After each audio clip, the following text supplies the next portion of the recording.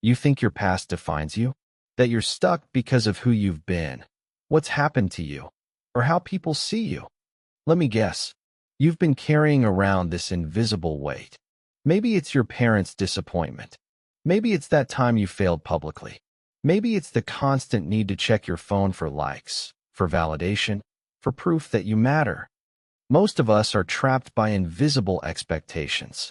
We're performing in a play we never auditioned for, wearing masks we never chose, all because we're terrified of one thing: being disliked. But here's the question that's going to shake everything you believe about yourself. What if the key to your freedom is to stop needing to be liked at all? This is The Courage to be Disliked by Ichiro Kishimi and Fumitake Koga. And I'm warning you right now, this isn't just a book summary. This is a psychological rebellion against everything you've been taught about happiness, success, and what it means to live authentically. Over the next 30 minutes, we're going to dismantle the lies you've been telling yourself and rebuild something real, something free, something genuinely yours. Are you ready to be uncomfortable? Good. Let's begin. Chapter 1. You are not determined by your past. Right now, you're probably thinking about something from your past. Some failure, some trauma, some moment where you learned you weren't good enough. And you're using that moment to explain why you can't have what you want today.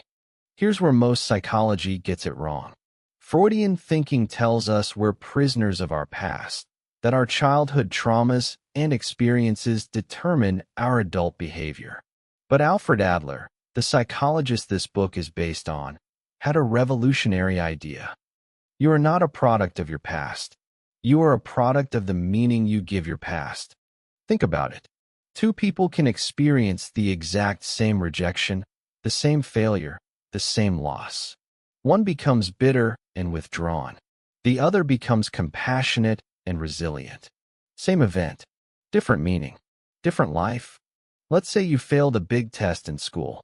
The Freudian approach says, you developed anxiety about performance because of this childhood experience. Adler says, you're choosing to use this memory to avoid future challenges because it's safer to not try than to risk failing again. See the difference? One makes you a victim. The other makes you responsible. Ever thought, I can't succeed because I've always failed? That's not truth. That's a story you're telling yourself. And stories can be rewritten. Your past gave you experiences, but you get to decide what those experiences mean. You get to decide who you are today, regardless of what happened yesterday. So if you're not your past, if you're not a prisoner of your experiences, who are you really? Chapter 2.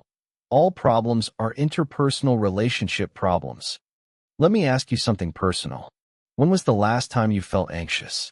Really anxious? I bet it wasn't when you were alone reading a book or taking a walk. I bet it was when you were waiting for someone to text you back. When you saw your ex with someone new on social media. When you had to speak up in a meeting. When someone got promoted instead of you. Here's Adler's shocking claim. All of your psychological problems are interpersonal relationship problems. Not some. Not most. All. Think about your biggest struggles right now.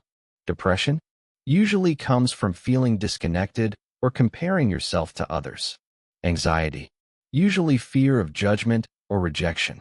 Anger, usually feeling disrespected or unappreciated by others. We're constantly measuring ourselves against other people. We seek their recognition to feel safe, their approval to feel worthy, their acceptance to feel valuable. But here's the trap. The more you need others to validate you, the less free you become.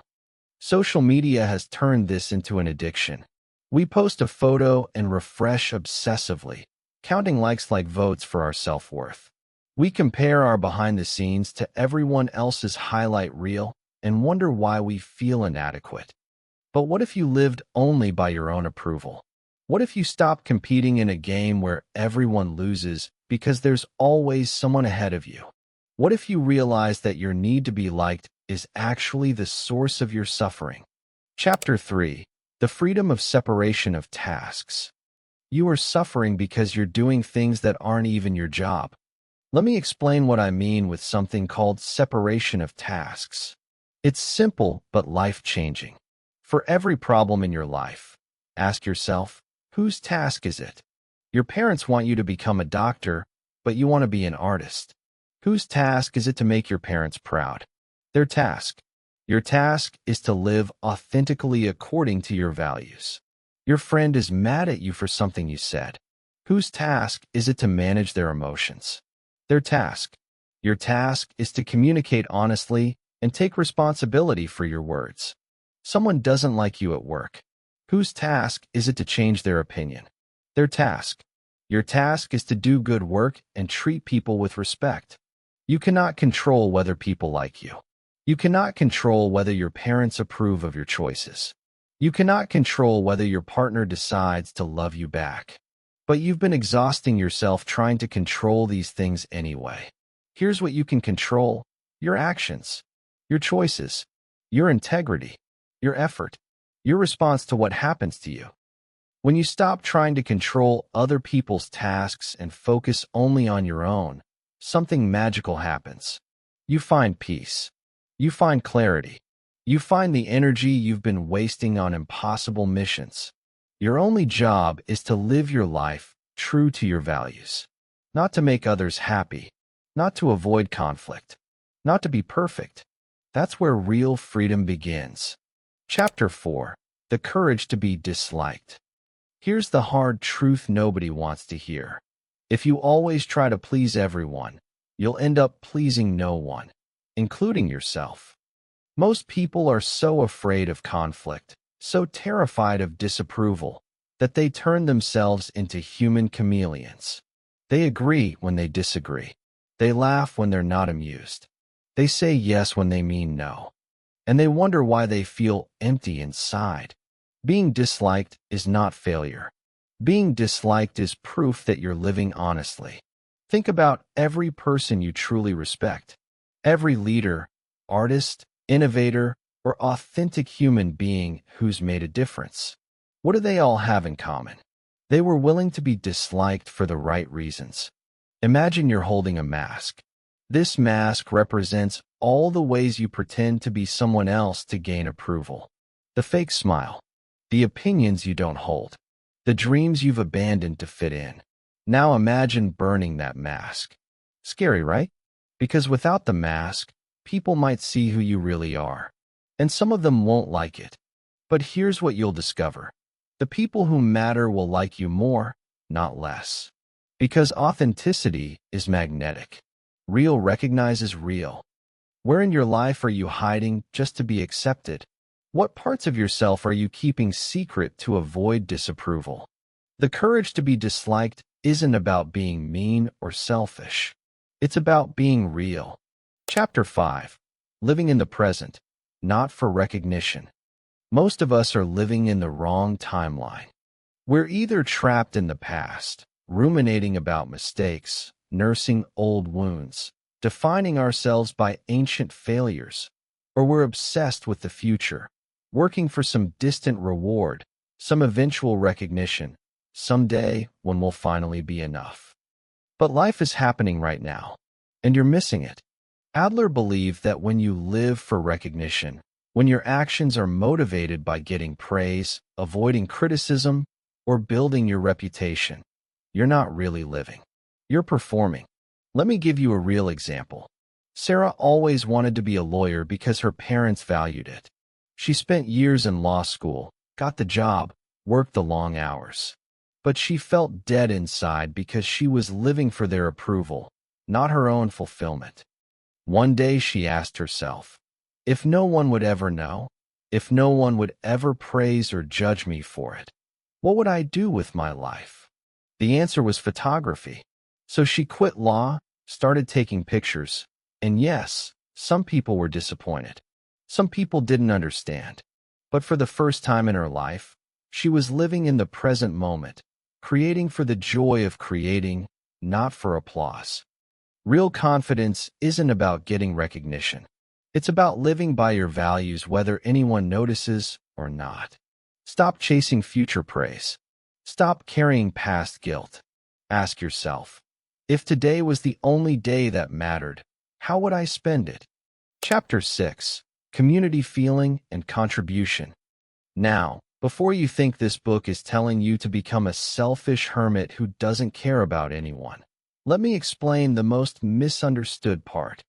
The courage to be disliked isn't about isolation. It's not about being rude or inconsiderate. It's about contributing to the world without needing credit for it. Adler talked about something called community feeling, the sense that you belong to something larger than yourself and that you can contribute to the common good. But here's the key. You contribute without ego, without keeping score, without needing recognition. Instead of thinking, how can I impress people with my success? Think, how can I be useful today? Instead of asking, will they appreciate what I do? Ask, is this the right thing to do? Replace comparison with contribution. Replace competition with collaboration. When you stop needing to be the star of every story, you become free to actually help people. When you stop worrying about getting credit, you start doing work that actually matters. Here's a daily practice. Ask yourself, how can I contribute today without needing recognition? Maybe it's helping a coworker without mentioning it. Maybe it's volunteering anonymously. Maybe it's just listening to a friend without making it about you. This is how you find meaning without needing validation. Action plan. How to apply this book in real life. All right, enough theory. Let's make this real. Here are 4 concrete steps you can take starting today. Step 1. Rewrite your past. Write down one belief about your past that you think is holding you back. Maybe it's, I'm not good with people because I was shy as a kid. Now rewrite it. I learned to be observant and thoughtful because I spent time listening instead of talking. Same past, different meaning, different possibilities. Step 2. Identify whose task is whose. List 3 relationships where you're doing someone else's emotional work. Are you trying to make your parents proud? Managing your partner's insecurities? Fixing your friend's problems? Write down what's actually your task and what belongs to them. Then practice staying in your lane. Step 3. Risk being disliked. Commit to one honest action this week, even if it risks someone's disapproval. Maybe it's saying no to plans you don't want to make. Maybe it's sharing an unpopular opinion. Maybe it's setting a boundary you've been avoiding. Start small, but start. Step 4. Daily reflection. Every evening, ask yourself, did I live for myself today, or did I live for approval? Notice the difference. Notice how it feels when you're authentic versus when you're performing. This isn't easy work. Your brain will resist because it's wired to keep you safe, and being disliked feels dangerous. But remember, the goal isn't to be disliked. The goal is to be free. Closing, be brave enough to be free. We've covered a lot of ground today. We've talked about breaking free from your past, separating your tasks from other people's, finding the courage to be authentic, and contributing without needing credit. But let me leave you with the most important idea. To be truly free, you must be willing to be disliked for the right reasons. Not because you're cruel or selfish, but because you're honest. Not because you don't care about people, but because you care more about integrity than image. The world needs more people who are brave enough to be themselves. People who say what they mean, who do what they believe in, who live by their values instead of other people's expectations. You have one life, one chance to see what happens when you stop apologizing for who you are and start living like you mean it. So here's my question for you. What are you ready to stop apologizing for? Comment below and let me know. And if this video challenged something in you, if it made you think differently about your life, hit that subscribe button. Because we're just getting started on this journey of real talk, psychology-backed life upgrades. The courage to be disliked isn't just a book title. It's a way of life. And that life is waiting for you to claim it.